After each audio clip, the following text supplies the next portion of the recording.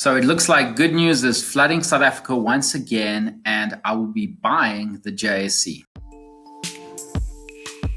Okay, so slowly, business and consumer confidence is going up as we go down with the levels of the lockdown from level 5 down to level 4, which is good for South Africa and the economy because it means that businesses are going to start to resume, the GDP is going to start going up, and also we are having hope in the country that things will be back to normal. What I have done is I've collected a couple of points of what has happened in South Africa that has been good news, which is why people might be deciding to buy the JSE in the future. So what we're going to be looking at today is a J200, which is a top 40 index. So here's just a few pointers that has been good news for South Africa that should help the economy, help the GDP, and help the stock exchange. So the first thing is CEO of Tiger Brands has donated resources to feed over 30,000 families 2 meals per day.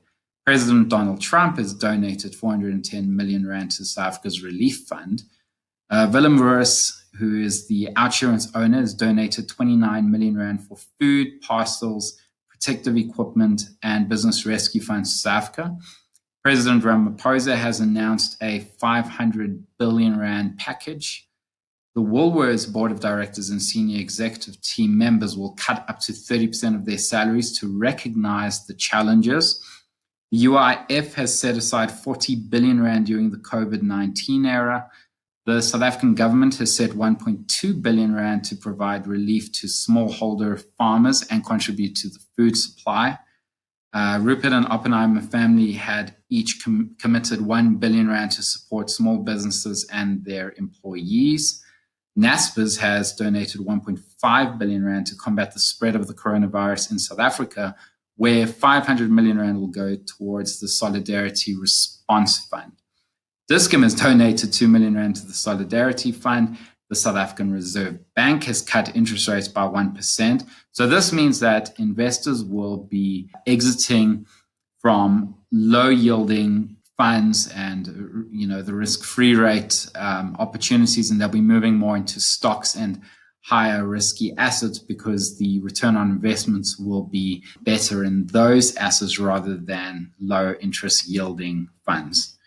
And since the good news has been spreading throughout South Africa since April, the Aussie 40 has managed to rally 27% from 33,623 all the way up to 47,065. This is just the beginning because what it's been forming, as we can see, if we go to the daily chart of the top 40 index, what you can see has formed since the 6th of March. We had a steep decline when the infection started in South Africa, and confidence was low, and there were talks about lockdowns. South Africa was in a panic state, and the market dropped from 46,000 down to 33,600 or 500. And then it went back up on 29th of April or 24th of April, and it hit that same level of resistance, okay? And in the process, it made a V shape. Now, these V shapes are normally very aggressive because the downside rate is just as fast as the upside rate. And once it breaks above that upside, you can expect it to rally to new yearly highs. So what we can do to calculate the next level, we take the price range from the top and the bottom of the V shape, and then we can copy and paste it. All right. What I'm using is TradingView, and you can follow me on Timon Rossolimos if you want. It's completely free, and you can use all of these tools. Really awesome. All right, so what I've done is I've just taken the price difference between the high and the low of the V, and I've added it to the high. Okay, so the target is 57,907. That is where we can expect the JSE to move in the next couple of weeks, which is the highest level it'll be this year, and it'll show a lot of confidence in the market, and which means that people are going to be buying stocks, because the index doesn't just go up by itself. It's the stocks that comprises of the index that moves it with it. So I'm talking about financials, industrials, and resources. Those are the main sectors that I'll be looking at in the next couple of weeks, because I'm still hesitant when it comes to retailers.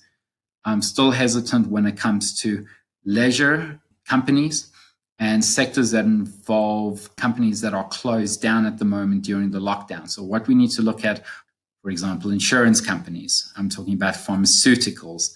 Resources, like I said, industrials. I've become a bull again. And the reason why I become a bull is because it's broken out of this downtrend. Okay.